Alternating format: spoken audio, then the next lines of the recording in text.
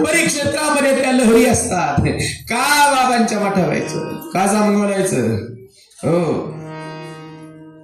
कारण महात्मे तिथं संजीवन स्वरूपाने त्या ठिकाणी बसलेले आहेत. आणि म्हणून त्यांच्या ज्या परिक्षेत्रामध्ये आल्यानंतर ती लहर आहे. हो, एखादा कसाही जरी असला ना, पहा तुम्ही घरी साधना करून पहा आणि इथे येऊन साधना करून पहा, तुम्हाला काय फरक वाटतो ते तुमचा तुम्ही अनुभव घेऊन पहा. म्हणजे आतापर्यंत नसेल घेतला, आता इथून पुढं घेऊन पहा. हो, निवळ येऊन जेवून कीर्तन ऐकून नका जात जाऊ.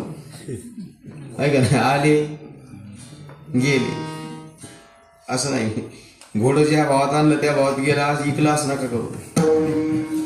घोडं ज्या भावात आणलं, एक जण चोरून घोडं नेलं बाजारात विकायला. चोरलेलं घोडं कुठे नेलं? चोरलेलं घोडं बाजारात विकायला नेलं.